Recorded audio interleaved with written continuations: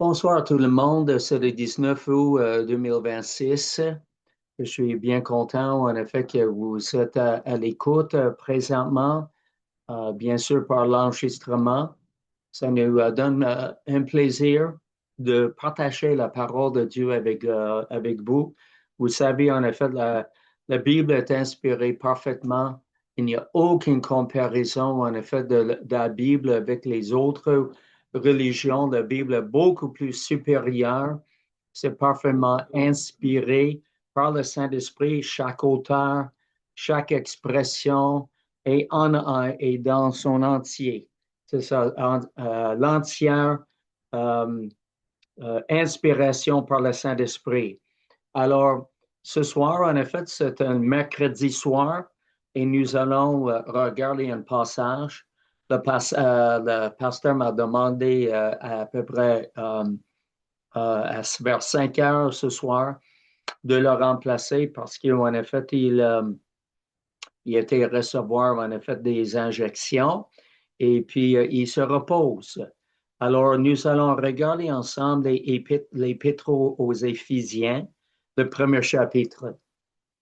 Là, je ne vais pas aller en détail avec cela, je veux simplement passer, voir certains points que l'apôtre Paul voulait faire comprendre aux Éphésiens et aux autres, en effet, à qui, en effet, cette épître allait être aussi distribuée, partagée. D'accord? Donc, nous allons lire le premier chapitre et le premier verset. Paul, apôtre de Jésus-Christ, par la volonté de Dieu, aux saints qui sont à Éphèse et aux fidèles en Jésus-Christ, que la grâce et la paix vous soient données de la part de Dieu notre Père et du Seigneur Jésus-Christ. Donc, merci Seigneur, en effet, pour ce passage. Merci que c'est vraiment inspiré de toi. Et nous prions, Seigneur, de nous éclairer, de nous parler à nos cœurs, nous édifier, nous encourager, nous donner des défis, tout ce qui peut, en effet, nous aider à grandir dans notre très sainte foi. Au nom de Jésus. Amen. Alors, l'apôtre Paul a dit qu'il était un apôtre de Jésus-Christ par la volonté de Dieu. Je vous réfère à Éphésiens chapitre 4, c'est ça, et le verset 11 à 16.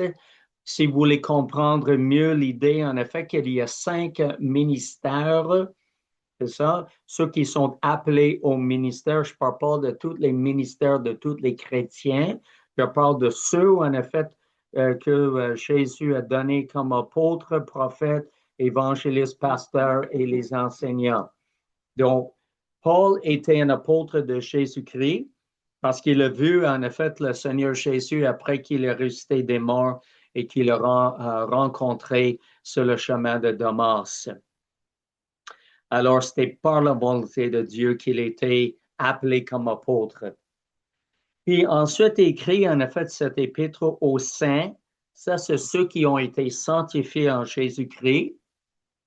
Ici, dans le passage, qui sont à Éphèse, qui était bien sûr une ville littérale, une ville physique. Et ensuite, aux fidèles en Jésus-Christ. Aux fidèles, parce qu'en effet, cet épître, peut-être il donne une autre façon de les appeler. Il était saint, puis il était chrétien, puis il était les fidèles. D'accord? Ou il parle en effet de ceux qui n'étaient pas en effet dans la ville d'Éphèse et que justement il voulait les saluer aussi par l'entremise de cet épître qu'il a écrit spécifiquement en effet aux chrétiens dans la ville d'Éphèse, donc aux fidèles en Jésus-Christ. Donc, peut-être en effet, l'épître a été circulé dans d'autres villes dans les alentours de la ville d'Éphèse. C'est bon? Ils sont des fidèles en Jésus-Christ. Ça, c'est une position. Jésus est la tête, nous sommes membres de son corps. D'accord? Alors, nous sommes positionnés en Jésus-Christ. Que la grâce et la paix vous soient données de la part de Dieu notre Père et du Seigneur Jésus-Christ. La grâce est une faveur imméritée. La grâce, elle nous donne la capacité de faire la volonté de Dieu. OK? Et la paix, c'est la paix qui est à l'intérieur, que malgré le fait que tout va mal autour de nous, que nous pouvons aussi garder la paix dans notre cœur. Que la grâce et la paix vous soient données de la part de Dieu notre Père et du Seigneur Jésus-Christ. C'est bien bon de voir, en effet, ces deux personnes de la Trinité qui travaillent ensemble pour que nous puissions, comme enfants de Dieu, expérimenter la grâce et la paix dans nos vies, personnellement. Alléluia. Verset 3. Béni soit le Dieu et Père de notre Seigneur Jésus-Christ, qui nous a bénis de toute bénédiction spirituelle dans les lieux célestes en Christ. D'accord? Alors, il commence à bénir, parler de la bonne façon concernant Dieu. Alors, il bénit le Dieu et Père de notre Seigneur Jésus-Christ, parce que Jésus est le Fils éternel du Père. Nous savons très bien, en effet, que les musulmans puis d'autres sectes religieuses vont nier cela, mais Dieu, il parle ici, le Dieu et Père de notre Seigneur Jésus-Christ. D'accord? Jésus qui est le Fils éternel du Père, le créateur de l'univers, tout a été créé par lui et pour lui, qu'il est devenu homme. Rejeté par les Juifs, crucifié par les Romains, il est ressuscité des morts. C'est merveilleux, cet évangile. Alors, béni soit le Dieu et Père de notre Seigneur Jésus-Christ, OK? Le Dieu et Père, il parle de lui, qui nous a bénis de toute bénédiction spirituelle. Wow, ça c'est quelque chose. OK? Il nous a bénis de toute bénédiction spirituelle dans les lieux célestes en Christ. Et le verbe, en effet, c'est dans un terme aoriste, qui veut dire cela a eu lieu une fois dans le passé, justement, et c'est terminé. D'accord? Terminé, ça veut dire que c'est un acte qui a déjà été fait. D'accord? Il nous a bénis. Donc, Dieu nous a bénis de toute bénédiction spirituelle dans les lieux célestes en Christ. Ce n'est pas quelque chose, en effet, que nous avons besoin de supplier Dieu, en effet, de nous bénir, OK, pour avoir des bénédictions spirituelles. Non, il nous a déjà bénis de toute bénédiction spirituelle dans les lieux célestes en Christ. Et le mot lieu n'est pas dans le grec, c'est dans les célestes en Christ. Et bien sûr, il parle en effet de ce domaine que nous ne voyons pas avec nos yeux. C'est ça, c'est le domaine spirituel, surnaturel. Et nous sommes bénis dans les célestes en Christ. Encore, il parle de la position en Jésus-Christ, nous comme croyants. D'accord? Verset 4, maintenant, il parle en Christ, en lui, en Jésus. Dieu nous a élus avant la fondation du monde pour que nous soyons saints et irréprochables devant lui. Il parle ici d'une élection avant la fondation du monde, okay, des croyants qui sont en lui, pour que nous soyons saints et irréprochables devant lui. C'est déjà notre cas que nous sommes saints, d'accord, et irréprochables devant lui. Parce qu'en Christ, on n'a rien à nous rapprocher positionnellement. D'accord? Parce que Dieu nous voit à travers de Jésus-Christ, alors nous sommes saints et irréprochables devant lui, devant le Père. C'est bon? C'est bien important de réaliser cela, que notre position est très importante et une grande signification avec cela, combien nous sommes bénis en Christ. Ensuite, il parle toujours du Père, de Dieu et Père de notre Seigneur Jésus. OK? Il nous a prédestinés dans son amour à être ses enfants d'adoption par Jésus-Christ, Donc, il y a une question de l'élection, il y a une question de prédestination dans son amour, l'amour du Père, Dieu, à être ses enfants d'adoption par Jésus-Christ. Alors, nous sommes des fils et des filles d'adoption par Jésus-Christ. OK? Bon, enfants, fils d'adoption par Jésus-Christ. Comment ça? Parce que selon le bon plaisir de sa volonté. Alors, je ne sais pas c'est quoi en effet la façon comment est-ce que vous vous regardez, mais Dieu, en effet, il a fait ça pour vous. Il a fait de vous, si vous êtes vraiment un enfant de Dieu, un fils ou fille d'adoption, il a fait ça selon le bon plaisir de sa volonté. Wow! Ça, c'est quelque chose. Vous, personnellement, à qui je suis en train de parler. Et pourquoi est-ce qu'il a fait ça? Pour célébrer la gloire de sa grâce. Sa grâce est glorieuse. OK? Il a fait ça, la question d'élection, prédestination, pour célébrer la gloire de sa grâce dont il nous a favorisés dans le bien-aimé. Le bien-aimé, c'est le Seigneur Jésus-Christ. C'est merveilleux. Il nous a favorisé cela dans le bien-aimé pour célébrer la gloire de sa grâce. Sa grâce, wow, immesurable, merveilleux. Sa grâce non méritée. Alléluia. Merci Seigneur. Verset 7. En Jésus, nous avons la rédemption par son sang, le pardon des péchés, selon les richesses de sa grâce. D'accord? Alors, il est en train d'énumérer toutes les bénédictions spirituelles que nous avons dans les célestes, les lieux célestes en Jésus-Christ.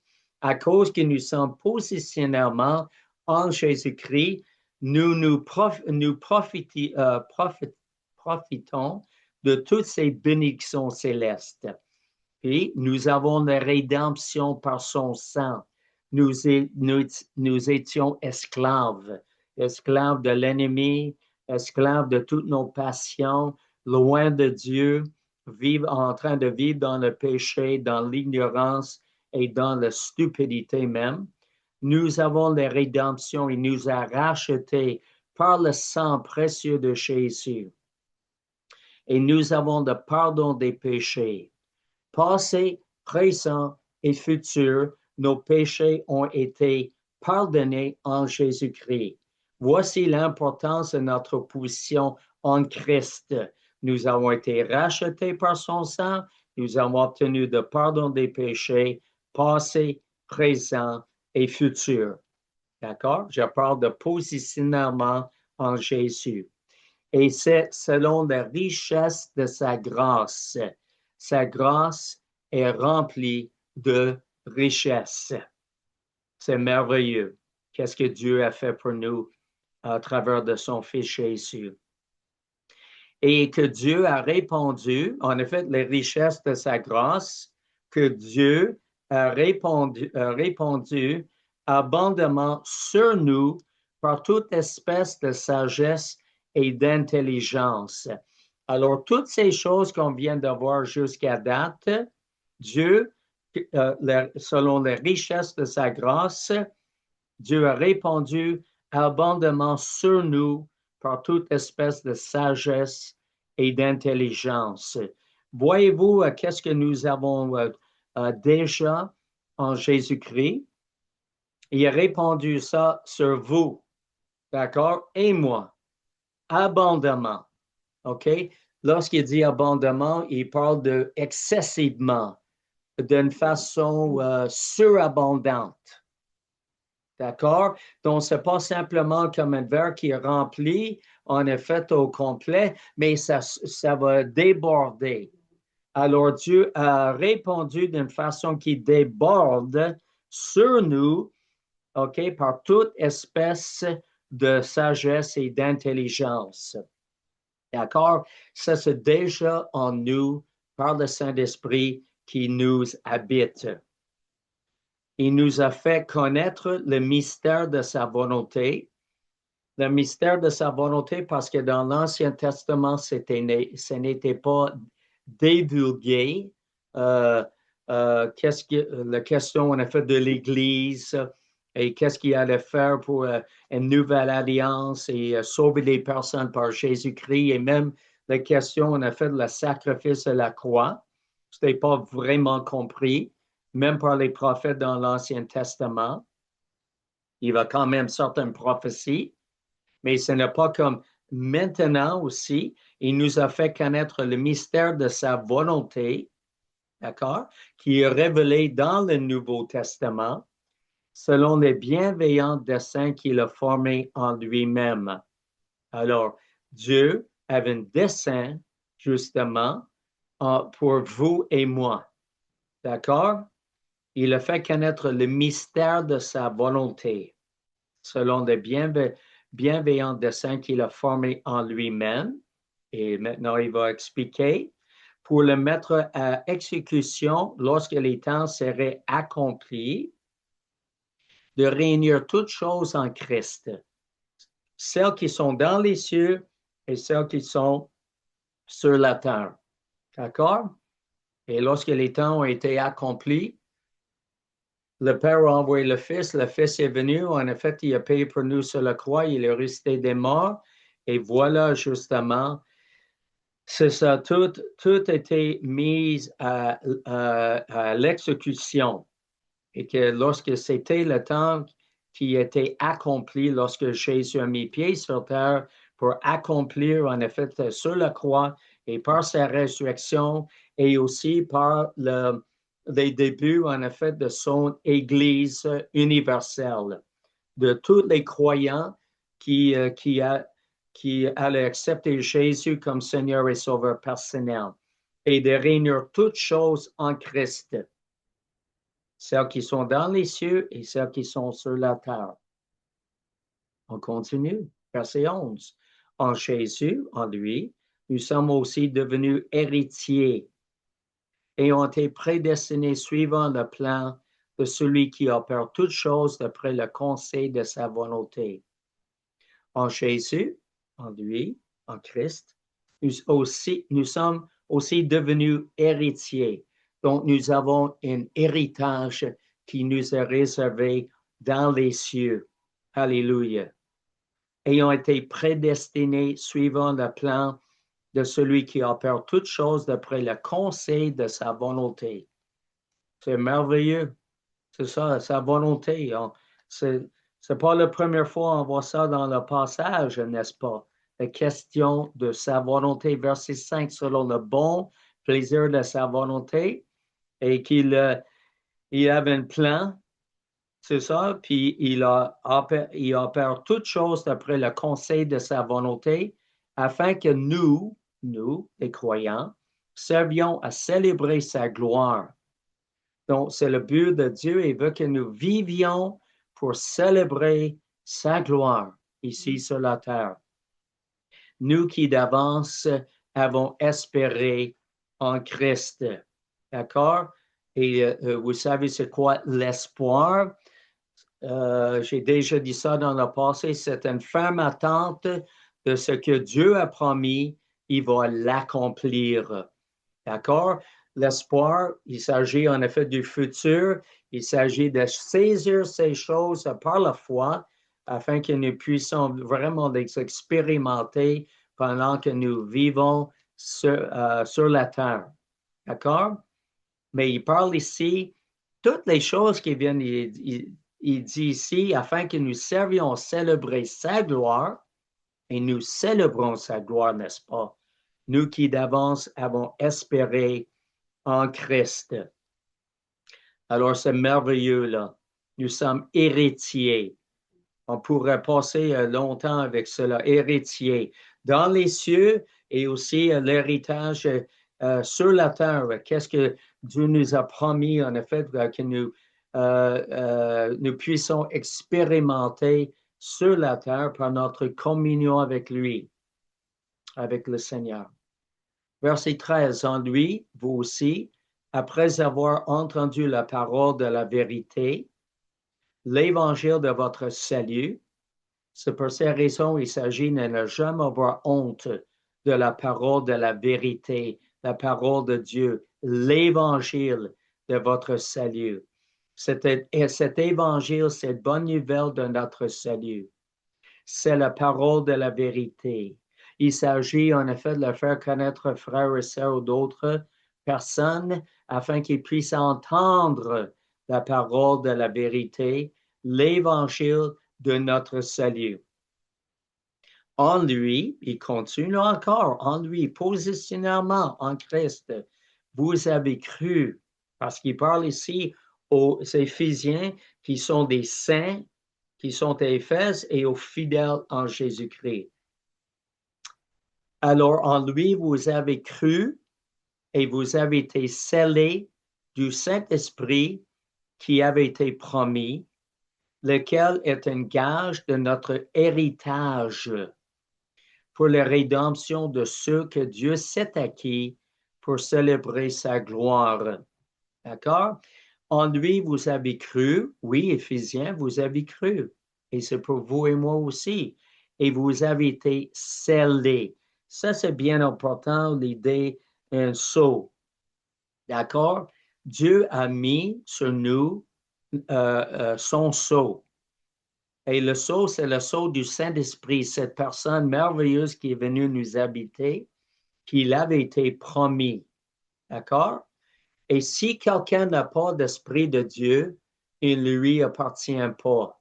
D'accord? Alors, nous avons le Saint-Esprit, nous avons été scellés, comme lui avait été promis, et le Saint-Esprit est un gage. Le Saint-Esprit est un paiement initial que lorsque, si vous voulez acheter une maison, souvent, en effet, les banques vont demander que vous puissiez payer, c'est ça, un gage, un paiement initial. C'est ça, pour commencer à payer pour votre maison, pour votre hypothèque, n'est-ce pas? Donc, ça prend un paiement de gage, un paiement initial. Le Saint-Esprit, pour nous, nous avons été scellés par le Saint-Esprit. Lui est notre sceau qui avait été promis pour nous. Il est un gage de notre héritage. Alors, ce que Dieu, en effet, a déjà commencé en nous, d'accord, il va l'accomplir. Parce que lui, c'est jamais quelqu'un qui va régner qu'est-ce qu'il a déjà commencé. C'est pas l'idée qui nous a donné le Saint-Esprit qui nous a scellés, qui est un paiement initial, c'est ça. Et ensuite, il dit, après une certaine période de temps, non, lui, là, je suis tanné de lui ou d'elle, c'est ça. Je ne renonce à mon paiement initial, je brise le contrat, cette alliance, et ensuite c'est fini. Mais jamais la vie. Le Saint-Esprit nous a scellés, il nous a mis le sceau sur nous. D'accord? Il est un gage de notre héritage. Qu'est-ce que nous avons sur cette terre? Qu'est-ce que nous allons avoir dans les cieux, n'est-ce pas? Notre héritage qui nous avait été promis par l'introduction, comment on dit ça? Par la présence du Saint-Esprit en nous. Et c'est pour la rédemption de ceux que Dieu s'est acquis. Bien sûr, nous avons été rachetés parce que Dieu, il nous a acquis pour célébrer sa gloire. C'est merveilleux. On vient de voir ça dans le verset 12. Afin que nous servions à célébrer sa gloire. Pour célébrer sa gloire dans le verset 14. Alors, toutes ces choses, frères et sœurs, nous avons toutes ces bénédictions spirituelles qui nous a réservées, ce sont, et que nous les avons déjà. Ce sont quelque chose en Christ, positionnellement. Je pourrais les répéter, l'élection, prédestination, rédemption, pardon des péchés, OK? Il a répondu abondamment sur nous par toute espèce de sagesse et intelligence. Nous avons cette sagesse et intelligence. Il nous a fait connaître les mystères de sa volonté. Il parle de son dessein. Il a dit, en fait, qu'il a réuni toutes choses en Christ lorsque les temps seraient accomplis. Voilà, nous sommes devenus héritiers de prédestination selon son plan pour servir justement à célébrer sa gloire. Ça continue et l'importance d'avoir entendu la parole de la vérité, l'évangile de notre salut, et nous avons cru et nous avons été scellés du Saint-Esprit qui avait été promis, qui est un gage de notre héritage. Wow! Pour la rédemption de ceux que Dieu s'est acquis. Alors, on parle ici plus qu'une fois la question de la rédemption. Nous avons été rachetés à un grand prix. D'accord? Par le sang précieux de Jésus. Dieu n'a aucune idée de nous laisser tomber. D'accord? Si nous commettons des péchés, Dieu ne dit pas, non, je vous botte dehors, c'est ça, allez-vous-en, vous n'êtes plus dans la famille, puis non, non, non, non, non, ça c'est pas dans la parole de Dieu, ça là. Non, non. Le Saint-Esprit nous a scellés, on a été scellés par le Saint-Esprit, d'accord? Il est le gage de notre héritage. Ce que Dieu a commencé, il va l'achever, d'accord? C'est ça, c'est très bien, très important. C'est pas comme l'idée que les gens de ce monde ils ont des difficultés, en effet, financières. C'est ça, à cause de toute l'inflation, en effet, du gouvernement, surtout fédéral. Ils sont plus capables d'y arriver. C'est ça, et ensuite ils disent on ne peut plus payer, en effet, pour l'hypothèque. On ne sait pas quoi faire. Puis la banque a dit, bon, c'est ça, on va prendre possession, en effet, de la maison. Vous êtes dehors, vous avez 30 jours, en effet, de quitter, en effet, la maison. Et ensuite, ils vont te prendre en possession la maison. Dieu n'a aucunement comme cela. D'accord? On est scellé par le Saint-Esprit. Dieu est un Dieu fidèle. Il est le gage de notre héritage. Voilà, ce qu'il a promis, il va l'accomplir. D'accord? Et c'est même, il y a un passage, celui qui commence en vous cette bonne œuvre, le rendre parfait, complet, d'accord? Achevé pour le jour de Jésus-Christ. Alors, c'est tellement merveilleux, ce Dieu-là, et qu'est-ce qu'il a déjà fait pour nous, qu'il a fait comprendre justement par l'apôtre Paul aux Éphésiens et aux autres fidèles qui allaient recevoir, lire en effet l'épître. C'est tellement merveilleux qu'est-ce que Dieu a fait à notre égard. Maintenant, verset 15. C'est pourquoi, donc, il va maintenant donner une genre d'explication. Moi aussi, il va aborder d'autres sujets. Ayant entendu parler de votre foi au Seigneur Jésus et de votre amour pour tous les saints, je ne cesse de rendre grâce pour vous. J'ai fait mention de vous dans mes prières. Wow! C'est pourquoi moi aussi. OK? Il y a deux choses ici. Il veut souligner lorsqu'il parle aux Éphésiens. Ayant entendu parler de votre foi au Seigneur Jésus. Donc, c'était les croyants qui faisaient confiance au Seigneur Jésus. D'accord? Il avait la foi. C'est bien important. Est-ce que vous avez la foi? De croire les choses qu'on vient de lire dans les premiers chapitres jusqu'au verset 14. Avez-vous la foi au Seigneur Jésus que ces choses sont vraies? D'accord? Alors, est-ce que vous avez réclamé ça pour vous personnellement pour dire oui, oui, ces choses sont à moi, toutes ces bénédictions spirituelles. Avez-vous confiance, foi au Seigneur de pouvoir pour tous vos besoins, de vous guider en effet sur cette vie? Même, il dit dans Jean de nous guider, nous conduire dans toute la vérité et toutes ces choses-là. Le Saint-Esprit et son ministère. D'accord? Avez-vous confiance au Seigneur de vraiment s'occuper de vous et de vous diriger, en effet, sur la terre. Mais l'apôtre Paul, en ce qui concerne les Éphésiens, il a dit qu'il a entendu parler de leur foi au Seigneur Jésus. Wow, mais ça, c'est tout un cas, n'est-ce pas? Alors, l'apôtre Paul a entendu ça, sûrement par d'autres, en effet, ouvriers. Et moi, je dirais même, si vous avez écouté un autre message avant cela, les autres apôtres qui formaient lui-même par son ministère. Alors, ils ont été visiter des églises et ensuite ils ont entendu parler de ces croyants ici à l'église d'Éphèse, combien qu'ils avaient la foi au Seigneur Jésus pour avancer pour l'œuvre du Seigneur, pour établir son royaume. Et ensuite, ils ont entendu parler d'une autre chose, de votre amour pour tous les saints. L'amour, justement, ça peut être un amour fraternel, ça peut être un amour agapé. Ça veut dire qu'il y a des frères et des sœurs que vous, possiblement, vous aimez moins. Et vous tapez sur les nerfs. Vous avez des difficultés, en effet, à les supporter. Des fois, en effet, que j'ai même entendu parler dans le passé, nous ne voulons plus gaspiller du temps encore avec vous. C'est ça.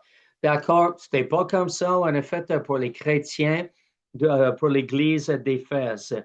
Nous avons entendu parler de votre amour pour tous les saints, les plus faciles et c'est ça avec qui vous vous entendez très bien, avec qui vous aimez en effet vous tenir, ou les autres qui sont un peu plus difficiles, mais des Éphésiens avaient justement, OK, il y avait un amour pour supporter en effet tous les autres croyants.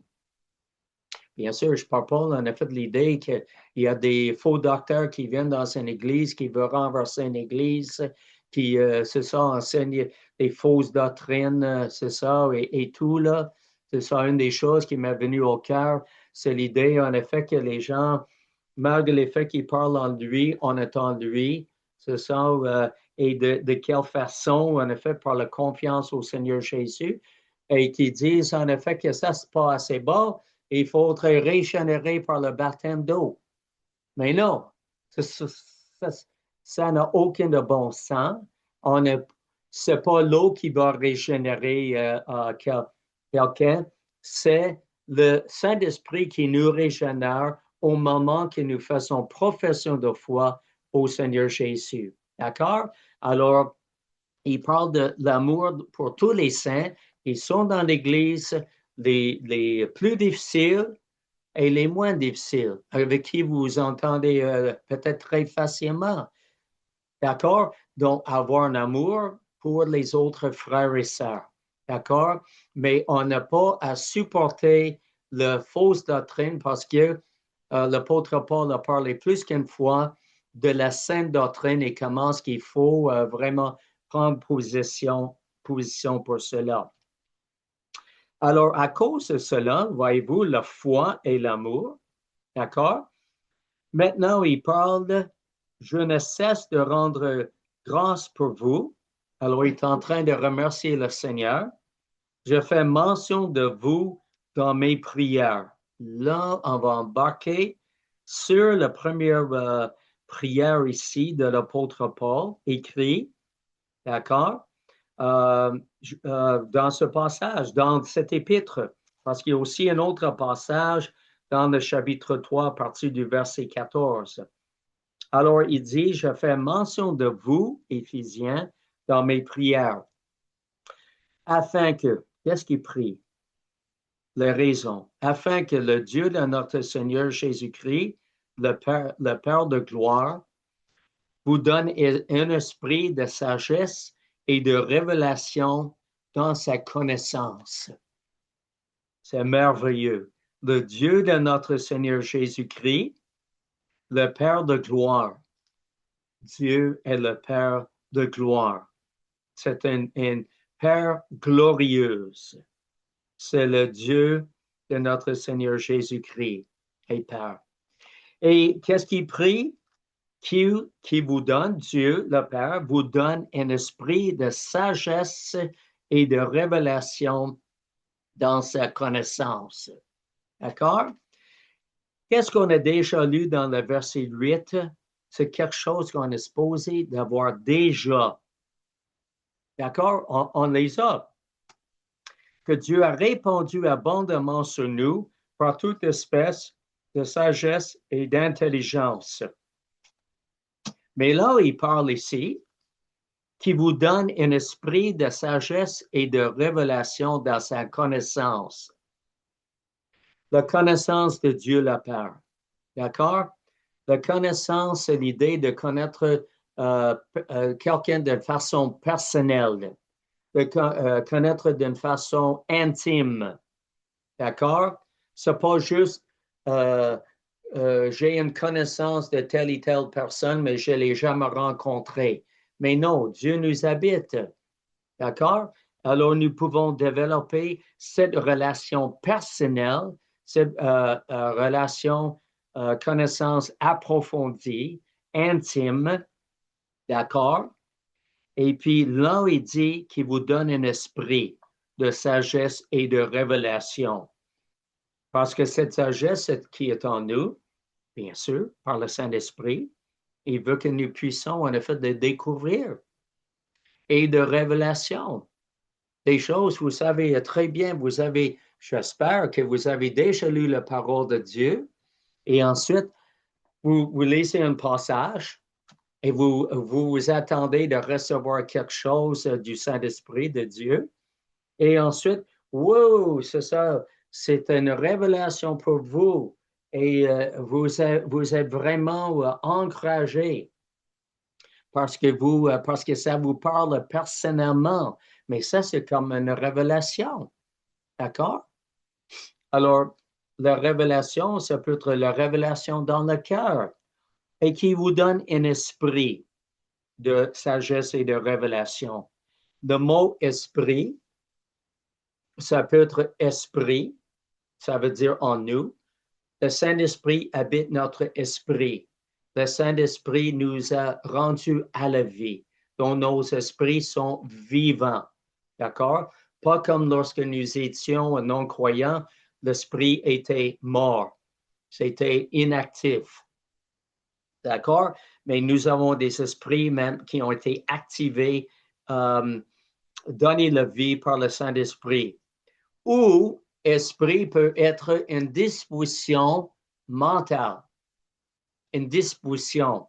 Donc, il vous donne une disposition de sagesse et de révélation dans sa connaissance. OK? Parce que vous le connaissez, n'est-ce pas? Parce que vous le recherchez.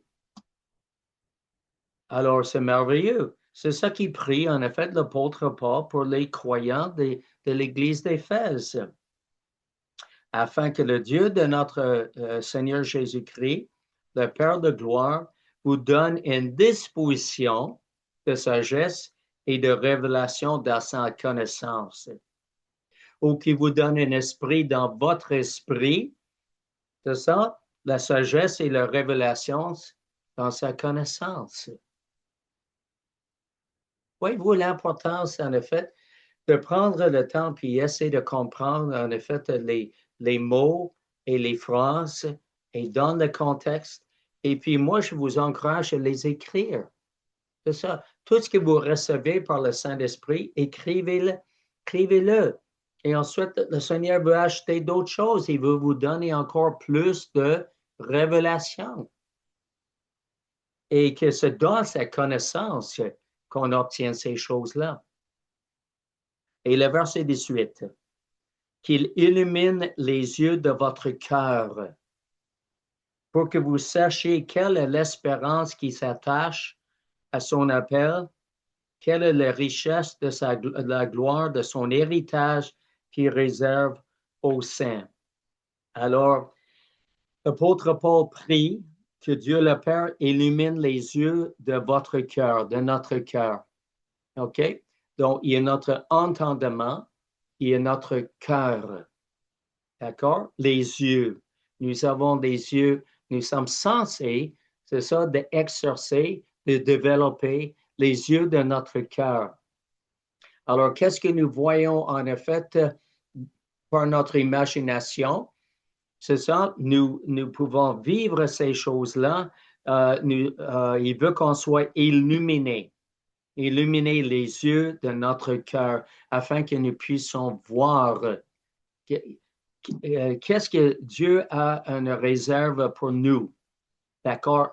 Jour après jour. D'accord?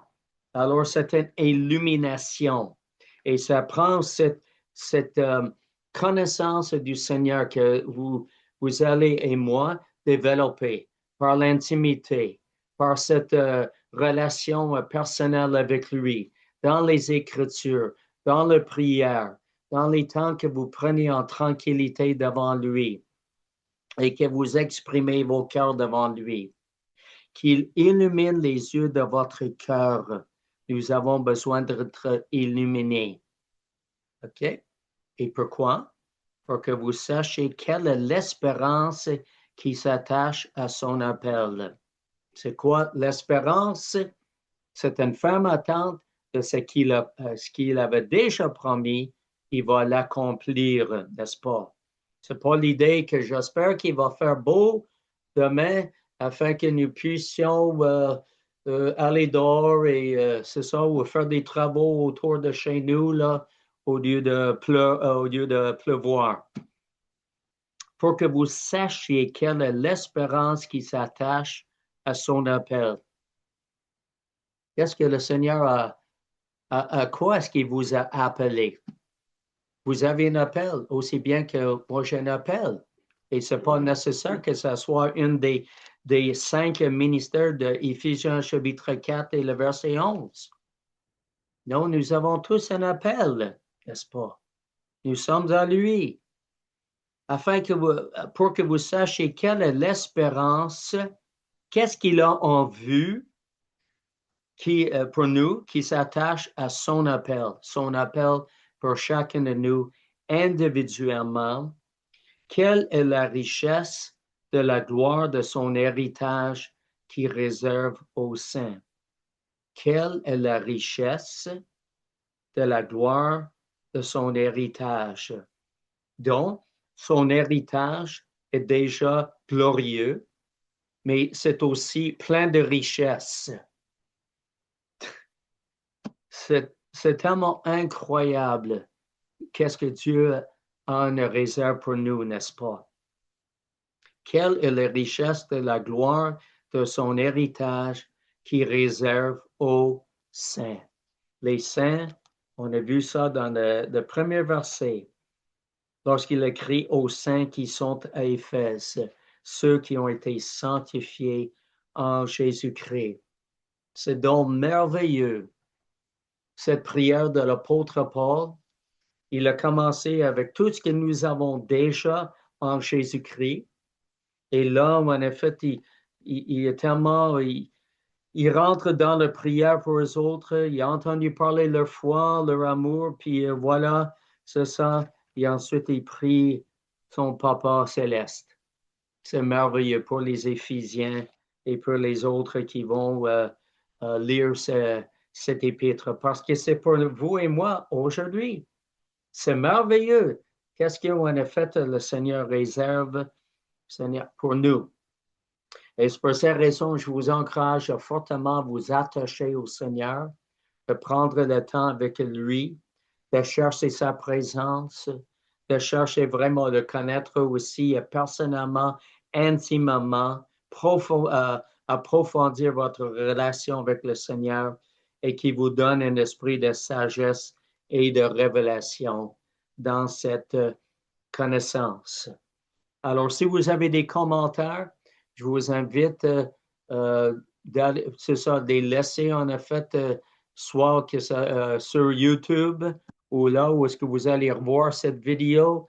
Nous sommes là où en effet vous encourager, vous aider, vous donner des explications si nous pouvons faire cela pour vous. Alors, nous vous invitons en effet à vraiment prier la prière de l'apôtre Paul et que je peux prier ça avec vous. Maintenant, je prie que le Dieu de notre Seigneur Jésus-Christ, le Père de gloire, nous donne et vous donne un esprit de sagesse et de révélation dans sa connaissance, qu'il illumine les yeux de notre cœur à chacun de nous, pour que nous sachions quelle est l'espérance qui s'attache à son appel, quelle est la richesse de la gloire de son héritage qui réserve aux saints. Merveilleux. Nous allons arrêter là. Nous allons prier. Te remercie au Seigneur pour toutes les bénédictions spirituelles que nous avons déjà en Jésus-Christ.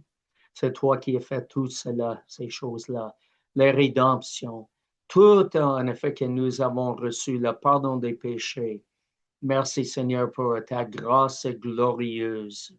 Merci Seigneur pour cela. Et nous prions Seigneur que nous puissions en effet te prier les prières de l'apôtre Paul.